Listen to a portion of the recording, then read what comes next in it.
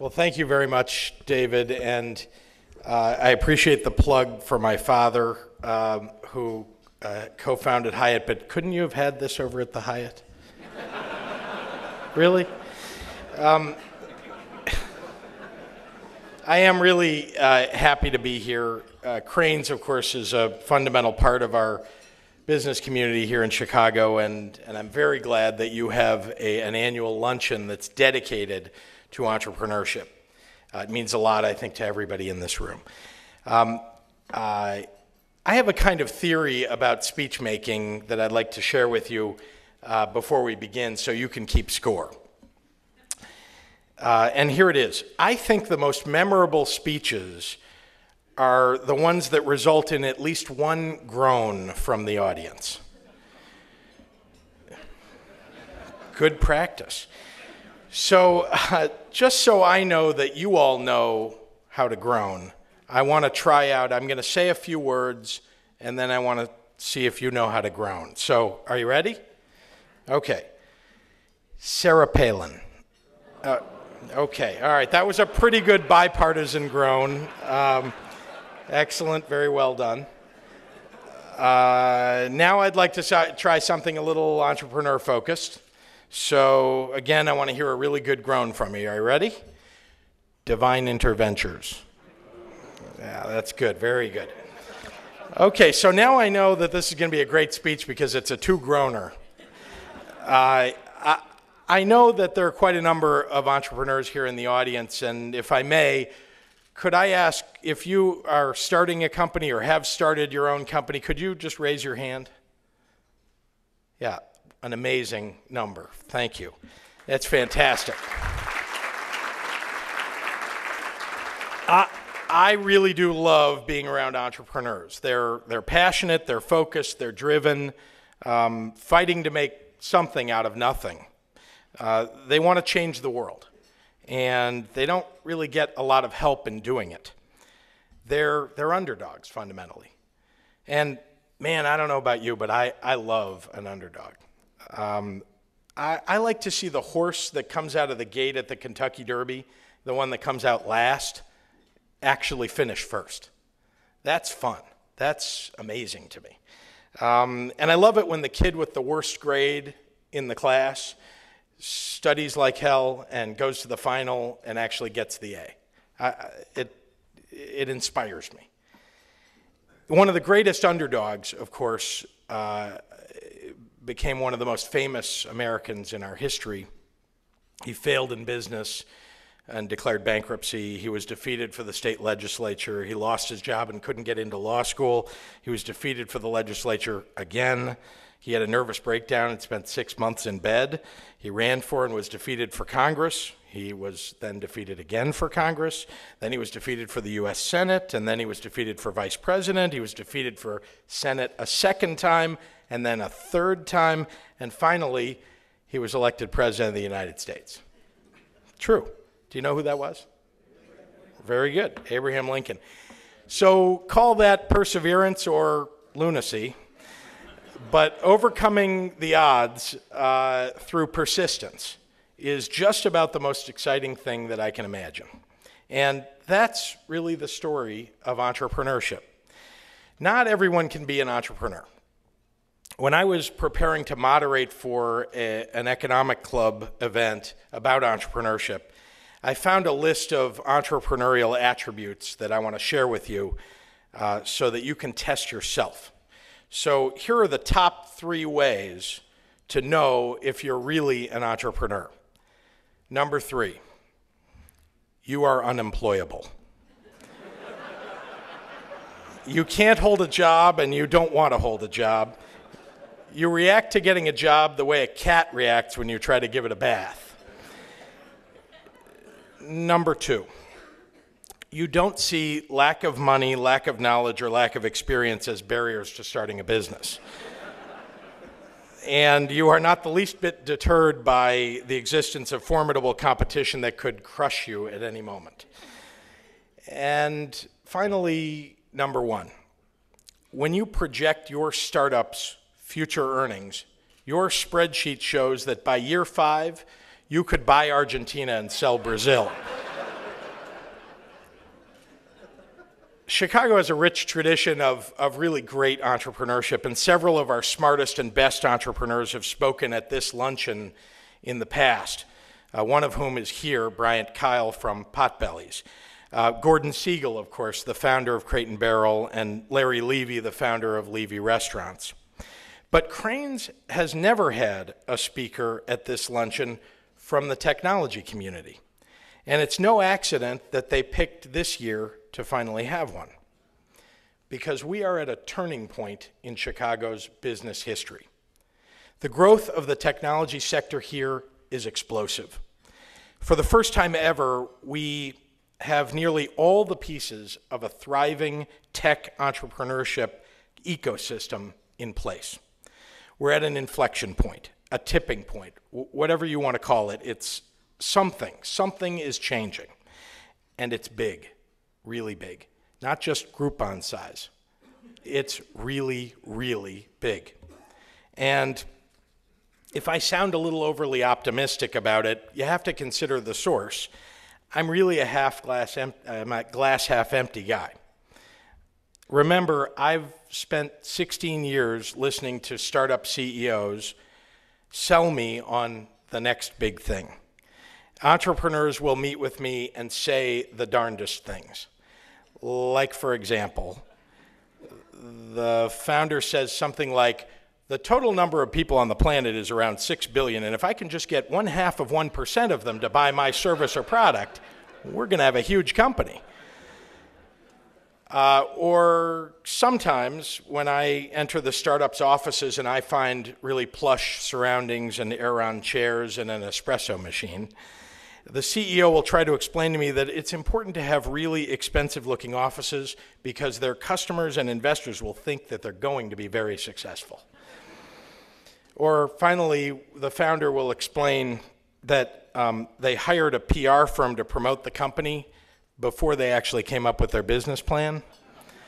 Yeah, a bad sign. So call me conservative, or you can call me a skeptic. But when I tell you that something big is happening in the Chicago tech entrepreneur community, just know that I was the one person quoted in 1999 expressing doubt about the future prospects of Divine. So let me give you a picture of where I come from on this topic. Rewind to 1996, when I started New World Ventures and first started investing in technology companies. Chicago was a virtual wasteland for startups. It was a desert. There were very few venture capitalists here. I'm looking at one, but there weren't very many others. There was very little seed funding for startup companies. There were no supporting institutions to help entrepreneurs get off the ground. In fact, there were very few technology entrepreneurs at all in Chicago, and with so small a support community to rely upon, many of the ones that actually were here just got up and left and went to Silicon Valley. There was no ecosystem to systematically support new venture formation and growth. And you need that ecosystem to give you the necessary boost to succeed, because the odds of building a successful technology business are extremely small. There is an often quoted statistic, maybe you've heard it, that 85% of startup companies are out of business by year 5. We've all heard some variation on that statistic. The fact is, the odds are not in a startup's favor. And if you're a startup that is isolated, not part of a community, your odds are even worse. Startups need peers, support organizations, mentors, funders, partners, and in the mid-90s, Chicago had very little, if any, of that. Things seemed even worse, if you can imagine, in Chicago after the Divine Interventures debacle. The dead bodies on the ill-conceived but well-funded Divine startups were strewn about the information superhighway. Chicago seemed like a nuclear wasteland for startups. Most people said that having tried and failed, we would never build a strong tech entrepreneurship community here. We're just too conservative, they would say. We just don't have the risk-taking, intrepid attitude necessary to become successful at building new businesses. Well, I don't know about you, but I have the same genetic flaw that most entrepreneurs have. If you tell me that something can't be done, I immediately want to stuff it in your face. It can be done. F you. I'm going to do it. And for those of you who didn't follow the last mayoral election, FU is now the accepted way of getting things done in Chicago. So I made it my mission to help change the landscape here. My partners at New World Ventures and I began focusing on building brick by brick all the foundational pieces of the technology ecosystem. In 2000, I worked with Jim Downing, some of you may know him, and a few others to help found the Illinois Venture Capital Association, which brought together venture investors under one umbrella to help create a friendlier investment environment for institutional venture and, frankly, private equity firms here in Illinois. Around the same time, David Weinstein and Jerry Roper called to ask me to help them in their endeavor to build the Chicagoland Entrepreneurial Center, which helps match startups with customers and mentors and serves as a hub for entrepreneurs starting businesses in Chicago. I'm proud to say, by the way, that Kevin Willer, who left as the head of Google in Chicago, is now the president of CEC and sitting right over there. Thank you for joining.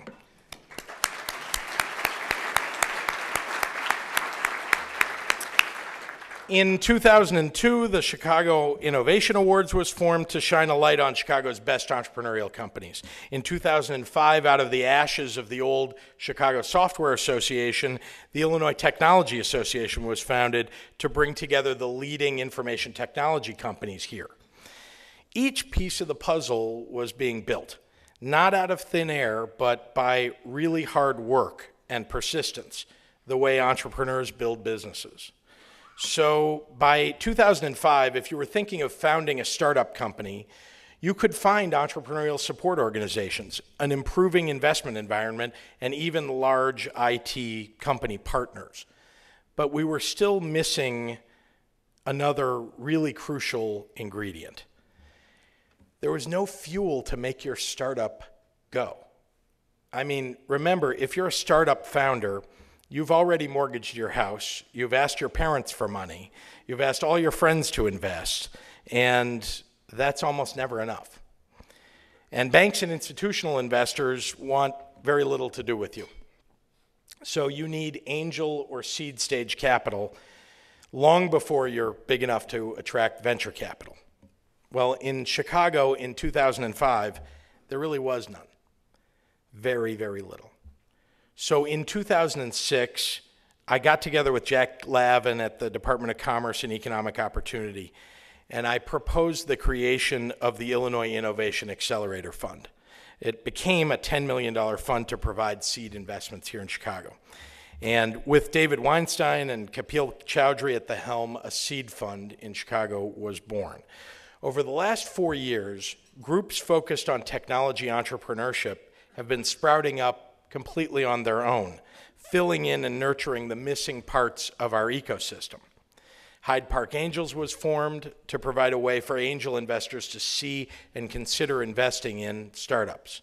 Tech Cocktail provided a consistent tech community building and networking event. Importantly, builtinchicago.org was founded. Now, never before in Chicago had there been a social network in the technology entrepreneurship community to virtually gather and exchange ideas and support one another. With more than 15,000 monthly users, over 1,000 of whom are company founders and CEOs, Built in Chicago has become the online hub for Chicago's technology community. Chicago now even has one of the country's top-ranked boot camps for first-time entrepreneurs, Accelerate Labs.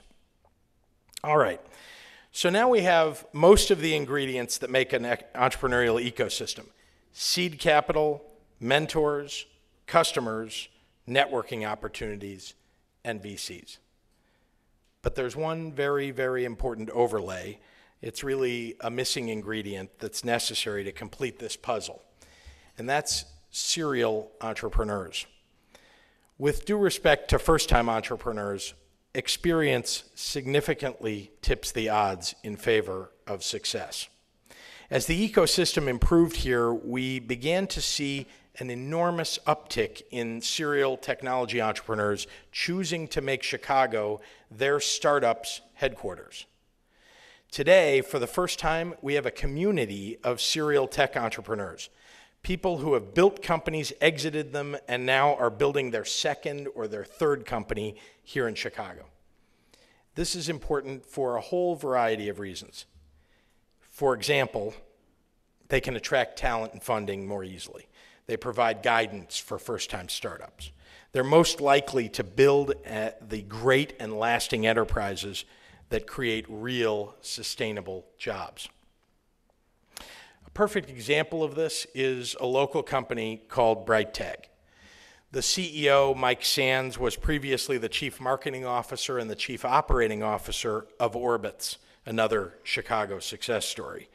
The CTO of BrightTag, Eric Lunt, was previously the chief technology officer for FeedBurner, another Chicago-grown company that was acquired by Google for over $100 million.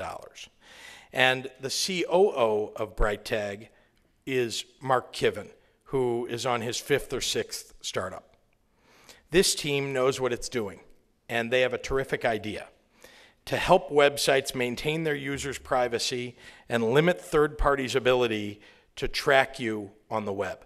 It's a hot topic if you're reading the newspapers today. They have capital, and they have talent, and they're growing fast. And by the end of 2011, this one-year-old company will have created dozens of new jobs in Chicago.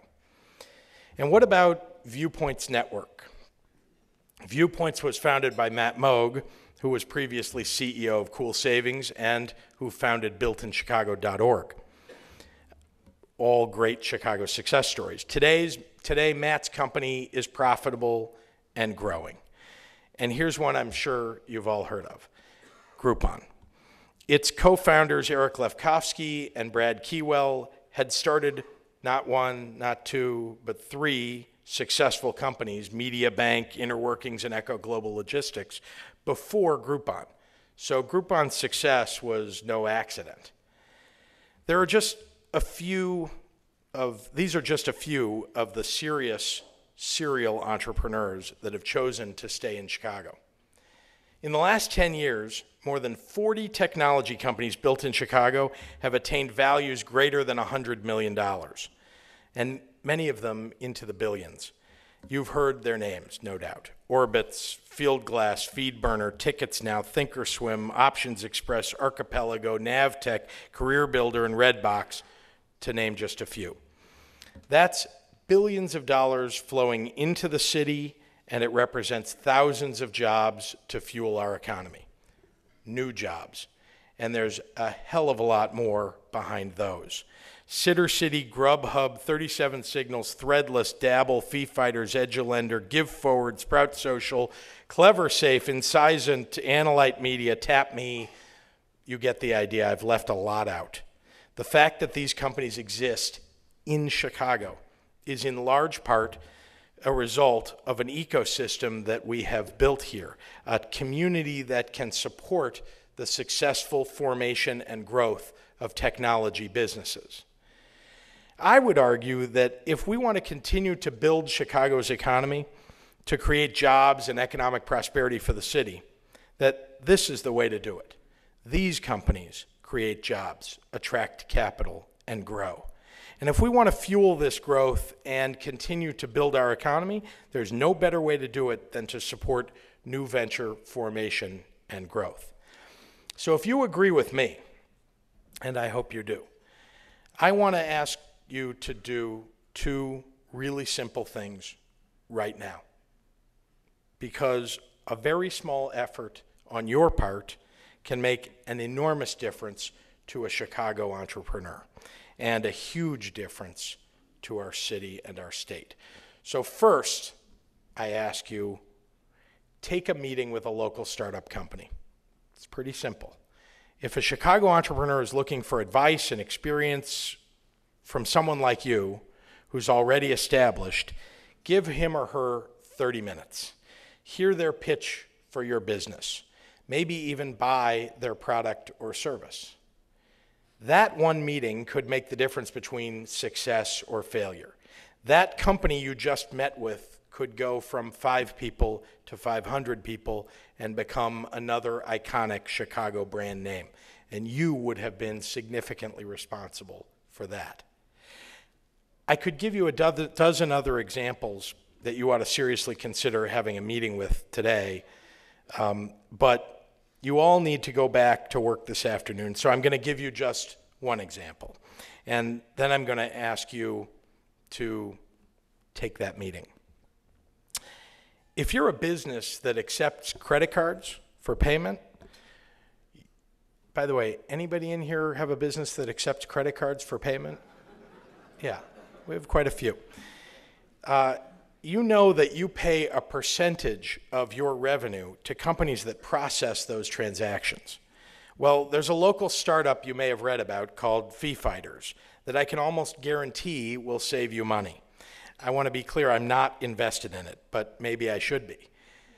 Fee Fighters will automatically put out for auction to credit card processors all of your transactions, and the transaction processors will bid for your account.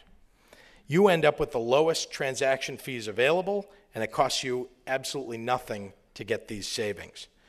The average user of Fee Fighters ends up saving 40% on credit card processing bills. So there you are.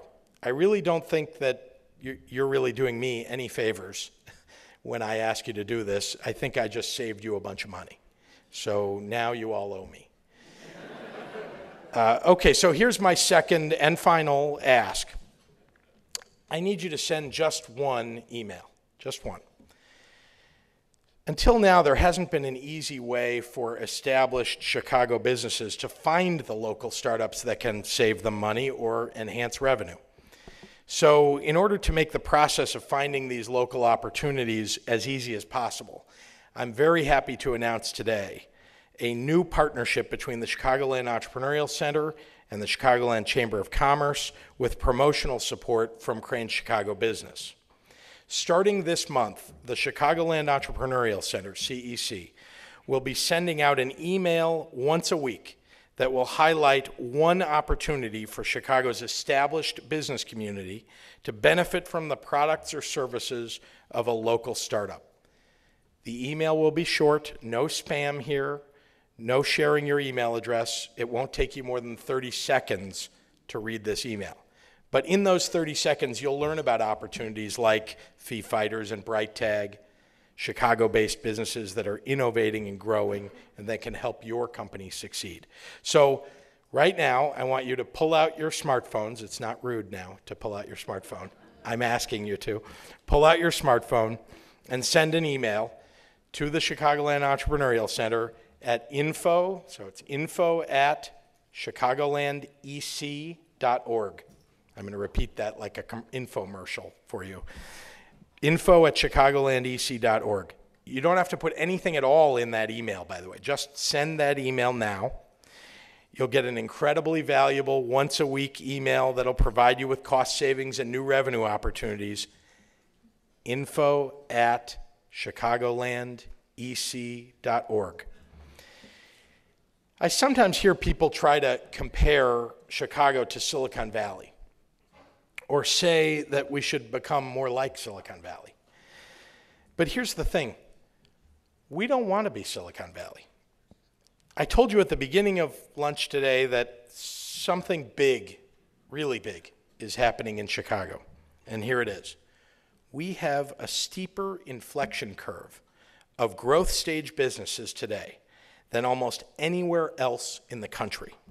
With all the activity and building that's been done over the last decade, the serial entrepreneurs are coming here and staying here.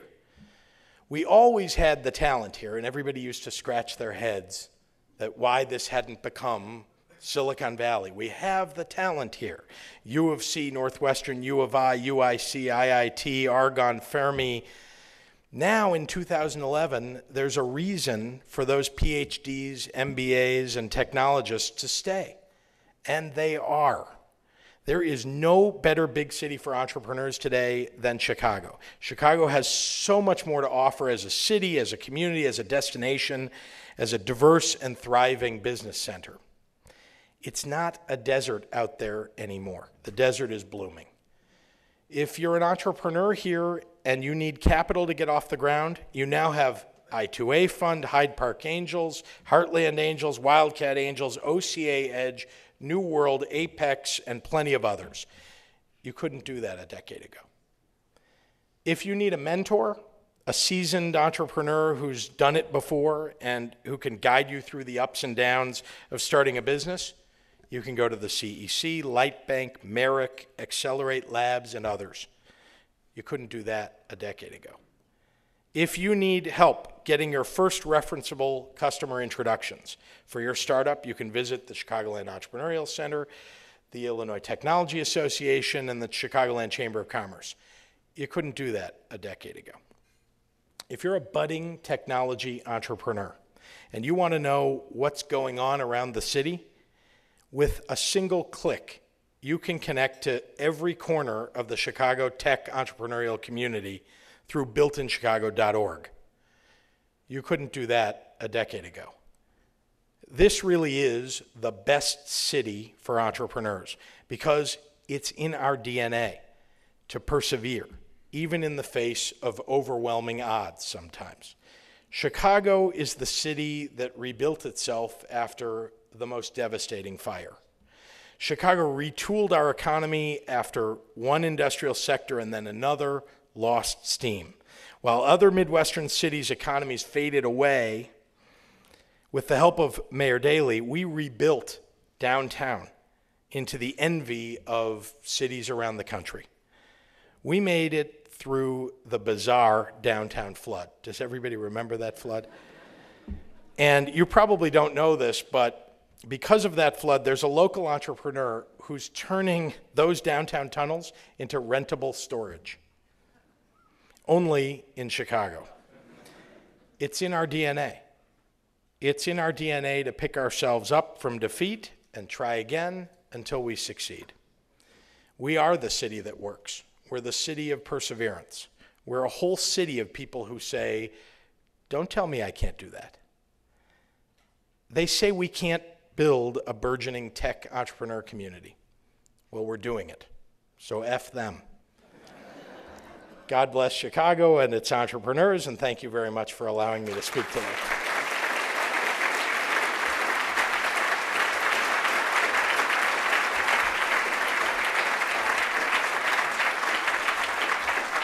That was outstanding.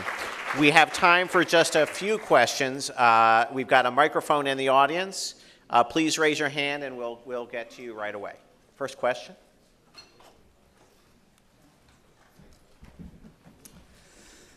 So, JB, you've done wonderful work with our community. I have a question for you. We have a new mayor. We have a relatively new governor. What could our policymakers do to make your life and the life of entrepreneurs and venture capitalists easier to improve Chicago and our state as a business community?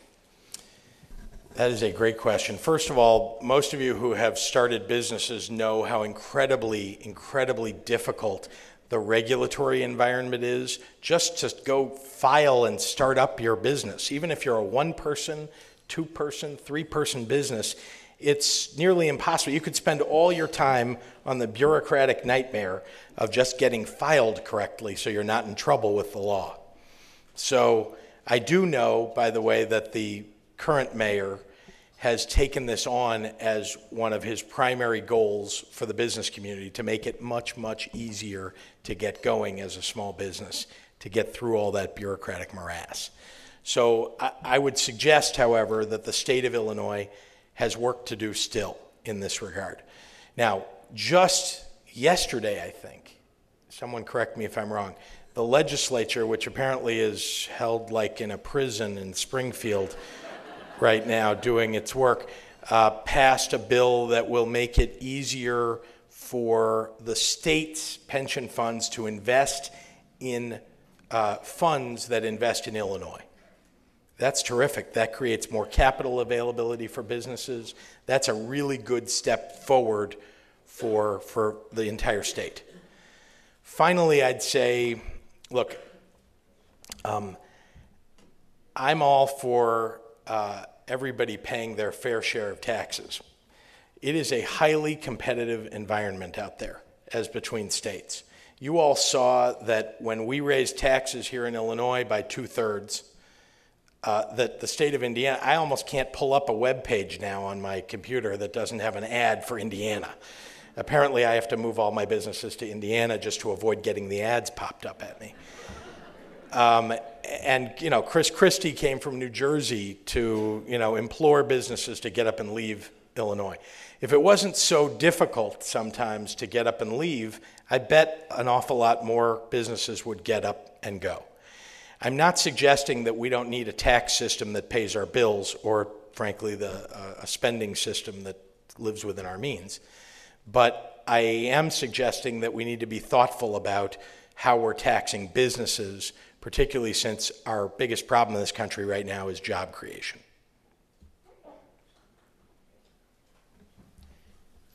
You mentioned our biggest problem as being job creation. I have a business, and we hire a lot of programmers, or at least we try to hire a lot of programmers. And one of our single biggest challenge that we have as a business is hiring qualified programmers in Chicago. We're having to go. We just hired 2 in Florida. We're actually opening it up nationally. Do you know of any way at all? I'm not talking beginning just out of U of I. I'm talking about qualified professional programmers. Is there any way to hire them in Illinois, or any resource for us? You mean beyond recruiting them out of the schools? Is that what you're saying? We don't hire, because we're a mid-sized business, we don't hire beginning programmers. We want experienced programmers. And we think there's a shortage, and I don't know if there's any resource to help us. So there is, no doubt, and I'm sure there are nodding heads in the room. But, you know, I had this great conversation with both Kevin Willer and then another one with Eric Lunt about talent and how you keep it here in our area. Because what you're saying is you're looking for experienced developers, and you don't have experienced developers if you can't keep them when they're not yet experienced. So the real question, nobody can solve that problem right away to bring developers to Illinois other than, I'm not sure, you either have to, you know, change the entire pay scale or change the weather. I'm not sure which one. But I do think this is a great city to live in, and I think people will stay here. I don't think it's a short-term fix, but people will stay here if we manage it correctly. And if you ask the folks at Google and FeedBurner and BrightTag and other companies that have tried to recruit from schools, what they'll tell you is that if you make a concerted effort to go recruit from those schools, and if you show them that the jobs actually do exist here in Chicago, they will stay. They don't want to get up and go if they don't have to, but they all go. There's a myth that runs through, you know, if you talk to undergrads or graduate students who are, you know, computer science focused, there's a myth that you got to get up and go to Silicon Valley, and that's just not true.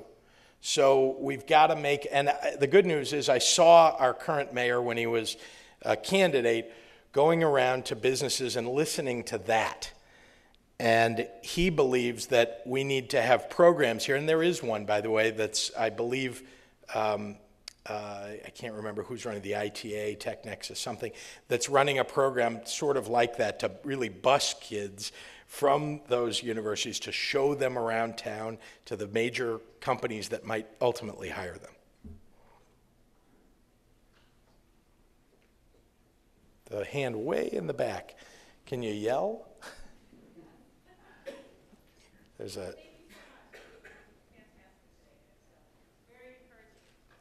I was wondering, in CEC, I'm a woman business owner. Do you have in the organization where there's ways we can get an idea of where to get business, maybe people, I own a staffing firm, we specialize in administrative office support talent, that maybe because I'm a WBE, sometimes it's hard to navigate and try to find the business.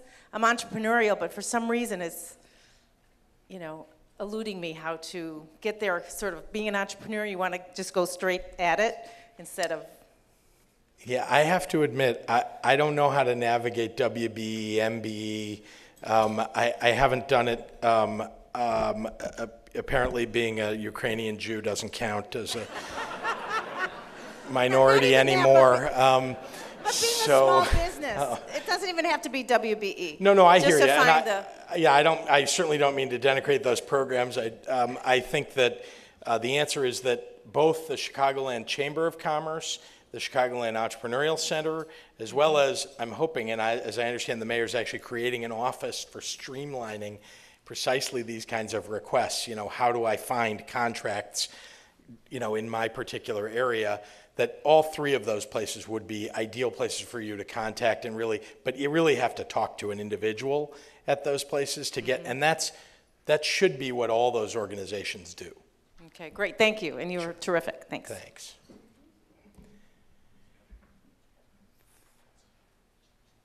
Okay. Oh, one more. I've stepped on my applause. Thank you, but I didn't say anything yet.